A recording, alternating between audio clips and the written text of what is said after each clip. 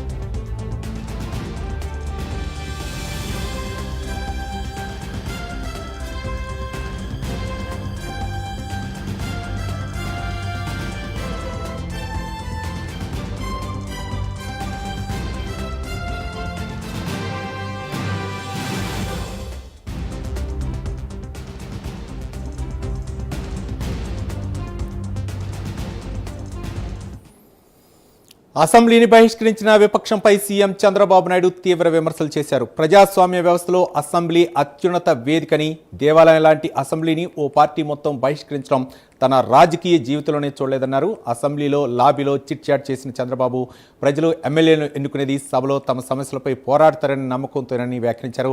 ఇదే అంశానికి సంబంధించి మరింత సమాచారం మా కరెస్పాండెంట్ శ్రీహరి మరిన్ని వివరాలు అందిస్తారు. శ్రీహరి, రవి, ఏదైతే ఇప్పుడు జరుగుతున్న అసెంబ్లీ సమావేశాలకు సంబంధించి సీఎం చంద్రబాబు కీలక కామెంట్స్ అయితే చేశారు. దేవాలయం లాంటి అసెంబ్లీని బహిష్కరించడం చరిత్రలోనే చూడలేదంటూ సీఎం చంద్రబాబు అయితే ఇందాక అంటే మీడియాతో చిట్చాట్లు ఆయన తెలిపిన పరిస్థితి. అయితే ప్రజా సమస్యలు అసెంబ్లీలోనే చర్చిస్తేనే విలువ, దానికి తగ్గట్టుగా దానికి గుర్తింపు ఉంటుందంటూ కూడా సీఎం చంద్రబాబు అయితే వ్యాఖ్యానించారు. దాంతో పాటు బయట కూర్చొని ఎంతసేపు మాట్లాడినా ఏది చర్చించినా కూడా దానికి విలువే ఉంటుంది అంటూ కూడా ఆయన తెలుపుతున్న పరిస్థితి. అయితే ప్రజాస్వామ్య వ్యవస్థలో అసెంబ్లీ అత్యున్నత వేదిక. అయితే ఈ వేదిక పైన మాట్లాడి ప్రజా సమస్యలు ఏవైతే ఉంటే వాటన్నిటినీ కూడా వినిపిస్తే ఖచ్చితంగా ప్రజల్లో ఒక విశ్వాసం అనేది ఉంటుంది అంటూ కూడా ఆయన తెలిపిన పరిస్థితి. దాంతో పాటు ఏదైతే అట్లా ఒక పార్టీ అంటూ ఉంది అని అంటే అది అసెంబ్లీ సమావేశాలను బహిష్కరించడం తన రాజకీయ చరిత్రలోనే ఎక్కడా చూడలేదు. అలాంటి పార్టీ ఏదైనా ఉందంటే అది వైసీపీ పార్టీ అంటూ కూడా ఆయన ఎద్దేవా చేసిన పరిస్థితి. 2019-24 మధ్య తాను ఏదైతే అసెంబ్లీ నుంచి బయటకు వచ్చిన తర్వాత సవాల్ చేసి, అంటే అసెంబ్లీలో ఆయన సవాల్ చేసి మరీ బయటకు వచ్చారు. వచ్చిన తర్వాత తమ ఎమ్మెల్యేలు ఎవరైతే ఉన్నారో ఆ ఎమ్మెల్యేలంతా కూడా చివరి రోజు వరకు అసెంబ్లీ సమావేశాలకు హాజరయ్యారని చెప్పని కూడా ఆయన తెలిపిన పరిస్థితి. దాంతో పాటు అసెంబ్లీలో ప్రజా సమస్యలు ఏదైతే సమస్యల పైన చేసే పోరాటం ఏదైతే ఉంటుందో అదంతా కూడా ఆలోచింపజేస్తుందని చెప్పని కూడా ఆయన చెప్పడం జరిగింది. దాంతో పాటు ప్రజలు ఎమ్మెల్యేలను ఎన్నుకున్నది అసెంబ్లీ సమావేశాల్లో పోరాడతారనే, అంటే ఆ సమస్యల పైన పోరాడతారనే ఆలోచనతోనే ఉండాలి. ఎమ్మెల్యేలంతా కూడా దానికి అనుకూలంగా ఉండాలి. ప్రజాస్వామ్యాన్ని చులకన చేస్తే ఖచ్చితంగా దీని పర్యవసానం రేపు ప్రజాక్షేత్రంలో ఉంటుందంటూ కూడా ఆయన తెలుపుతున్న పరిస్థితి. అంటే అసెంబ్లీ సమావేశాలకు రాని వారికి రాజకీయాలు అవసరమా అంటూ కూడా ఆయన అయితే చెప్తున్న పరిస్థితి. దాంతో పాటు సభకు రాకుండా కూర్చొని డిఎస్సి పైన బురద జల్లాలని చెప్పని ఆరోపణలు ఏవైతే ఉన్నాయో అవన్నీ కూడా మానుకోవాలని చెప్పని సూచించారు. దాంతో పాటు గత ప్రభుత్వం పెట్టిన కోత అంటే బీసీ రిజర్వేషన్లకు సంబంధించి ఏదైతే కుటుంబ ప్రభుత్వం అధికారంలోకి వచ్చిన తర్వాత 34% ఇస్తామని చెప్పని ఇచ్చిన హామీ ఏదైతే ఉందో ఆ హామీని నిన్న సీఎం చంద్రబాబు నెరవేర్చుకున్నారు. అయితే గత ప్రభుత్వం ఏదైతే ఇస్తానన్న రిజర్వేషన్ కి సంబంధించింది ఇవ్వలేకపోవడం అదంతా కూడా ప్రజలంతా కూడా ఆలోచిస్తున్నారు, ప్రజలంతా దీన్ని చూస్తున్నారు అంటూ కూడా ఆయన వ్యాఖ్యానించారు. దాంతో పాటు ప్రభుత్వం తీసుకున్న చారిత్రాత్మక నిర్ణయాలన్నీ కూడా ప్రజలతో పాటు అన్ని వర్గాలు కూడా స్వాగతిస్తున్నాయి అని చెప్పని అయితే ఆయన చెప్పడం జరిగింది. Right thank you Srihari.